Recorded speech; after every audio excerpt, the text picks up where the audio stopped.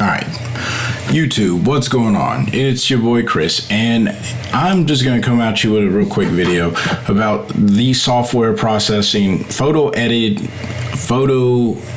imaging processor. Darn it. I'm using Adobe Lightroom. That is my raw image processor or JPEG image processor of choice, and I'm just going to tell you why I use it, and I hope maybe you guys can tell me why you use it if you do, and if you're curious about it, then go ahead and leave a comment down below and tell me what you're curious about. Now, before we get started, I am not affiliated with Adobe in any way, shape, or form, so they're not paying me to say anything that I'm saying about it. You're going to see that this is a mostly positive talk about, review, whatever. They just launched version 9 of the Creative Cloud, and I think it's kind of cool, but they didn't give a whole lot of new features. I think more are coming down the line. So if this is something that you're interested in, you're like, oh, let me see what's in version 9 of Adobe Lightroom, that's not what this video is. This is more so the reason why I choose to use Adobe Lightroom, even though there are other options. All right, so the first one, or the first reason why I use it, is because of this window right here. This is the library module. I have a lot of images, and I have not found another photo editing software that has a good library organizational tool inside of it. Even though I don't use all the features that are here, eventually I will. But I have not found another program that has such an amazing organized layout inside of it. But also being able to develop the photo beyond just basic contrast and color adjustments and things of that sort. So there's local and global adjustments. We'll get to that later. Anyhow, I love that they have the catalog series over here, and as you can see inside of this catalog there are 23,000 images inside of just this one catalog. Now I have quite a few catalogs and I have quite a few hard drives of photos. I have all of them linked to or saved to a catalog, and I just open and close catalogs as I need them inside of Lightroom, and Lightroom keeps up with all of that, and it keeps up with my metadata. I put XMP sidecard files next to my raw files, and it just works great back and forth. I've traded files with friends. Just so many things that I enjoy about the library module. But what I really enjoy about the library module is this section over here, which is the metadata section. Now, I don't use metadata a whole lot, but I have found that if I don't copyright my images, things could get taken. I have not had an image taken, and I hope I never have one. And if you took one of my images, well, shame on you. But the metadata section, this allows me to upload my basic metadata during the import. Whenever I put my SD card into the computer and I say save these to my hard drive, it saves it to the hard drive for me in the location that I choose, and then it also burns my metadata into the images, so I don't even have to think about it. I just set it. I use my normal upload settings or download settings, whatever you want to call it. I walk away, I come back, and it's ready to go. And then I can go into categorizing my images. If I shoot HDR, you'll see that I have a series. This was a panorama. This was an HDR shot that I actually compiled. That's why it's red. I have my own organizational structure, if you will. It's not the greatest, and I'm gonna work on that, but whatever. The other cool thing is keywording. Now, you can put keywords in during the import, and I have a few of them that I probably did put in there during import. But say I have 100 plus photos that are inside of my library, and I'm like, you know what? Those are all photos that I edited for a particular client. I can just type in that client's name for all those photos, and then I can come down here to sync metadata, and I can sync it to multiple images all at once instead of going to each image. So I can't rave or rant enough about how much I enjoy the organization, because I like to be able to find my photos and all that good stuff.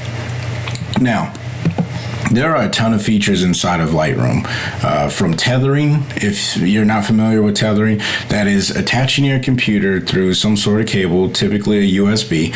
You take a picture and then it comes directly into Lightroom.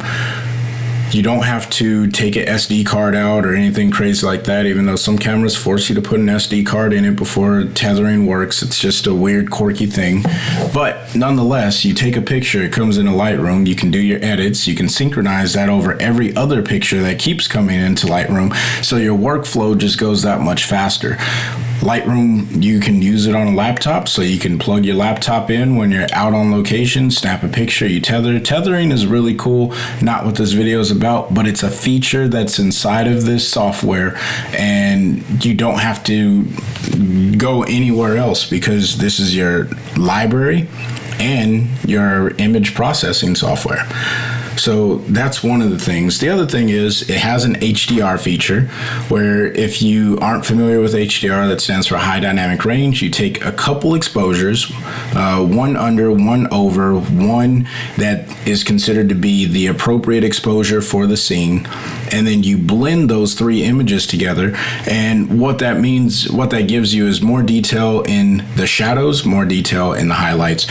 There's a feature that's already inside of here that allows you to do that when you take those three bracketed shots and you merge them together inside this software, and you don't have to export it to another software and do all this extra stuff. I've seen so many things on YouTube of people doing that. You don't have to do that with this. All right. The other thing is, if I want to open an image, I can right click on it, click edit in, and I can choose to open it. As you see, I have the Nik collection on my computer. I can choose to open it in whatever software that I want to use, and it's good to go. All right, tons and tons of features inside of this one software, rightfully so, because this is a premium software. You have to pay monthly to use this software. So, or at least this version, the Creative Cloud version. Now, the last thing that I wanted to show you is the Develop module. Now, there's more features inside of this program, and I'm only doing the ones that I use the most, because those are the ones that I think I get the most value out of the monthly subscription that I pay. The Develop module is what most people get Lightroom for and need Lightroom for. It takes a raw image and you can just do so much with it, manipulating it.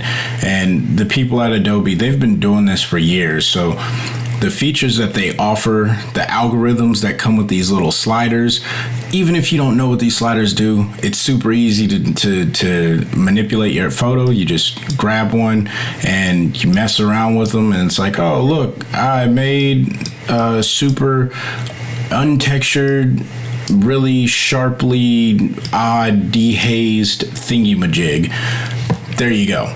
And I want it to be more vibrant. Art. Just made instant art.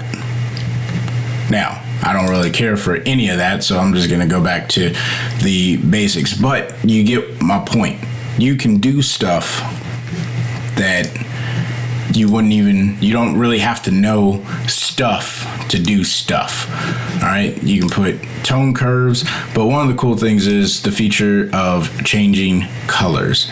Now, that is the global adjustments.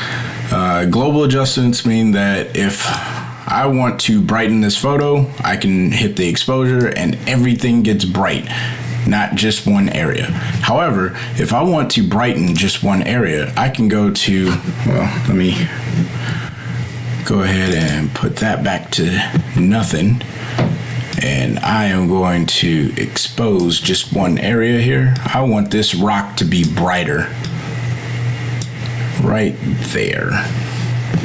Now, I want it to be even more brighter. Look at that. I just spotlit the rock and it's brighter right in this area, and I didn't affect anything else. This is what's known as a local adjustment.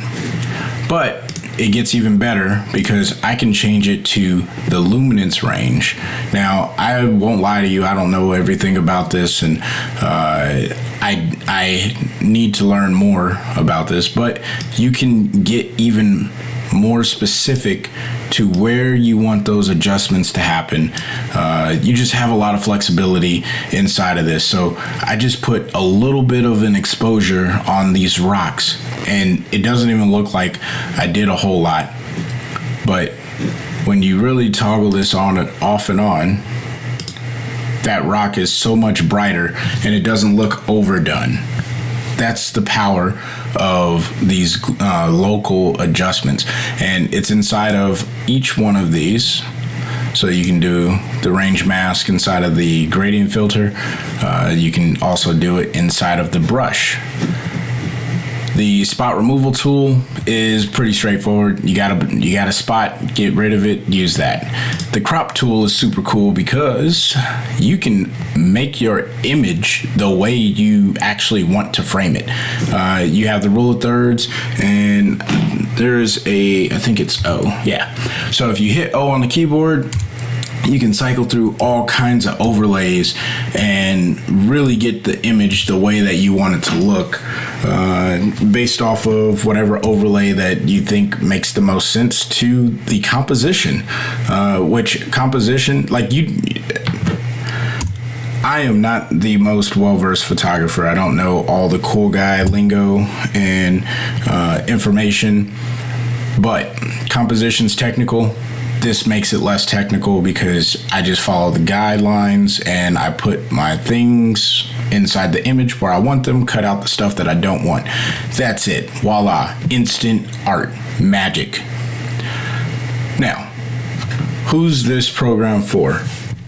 This program is for the person who really wants flexibility to make their art, make their images look the way that they want them to look, and they need something that's premium because the free stuff just isn't cutting it.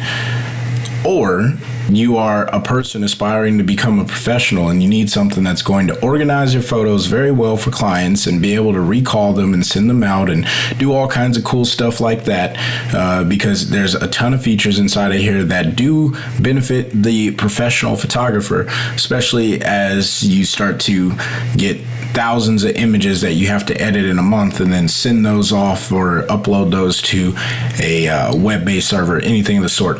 That's already inside of this particular program. You don't have to export them to your hard drive and then go to the website and log in and drop them. There are ways that you can deliver your images straight from Adobe Lightroom. Super helpful. So, it is a premium of $50 a month if you get the Adobe Master Creative Cloud or whatever. It comes with more than just photography stuff. Or you can get just the photography stuff, which is Photoshop and Lightroom, and that is around $10 to $15 a month. Don't quote me on the price. Go check out the Adobe website and you'll be able to see how much it costs. It's a lot cheaper than getting all the other software.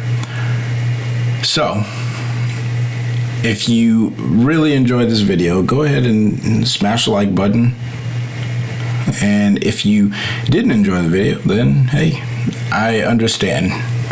But if you like the content, go ahead and hit the subscribe button because I would really, really like you to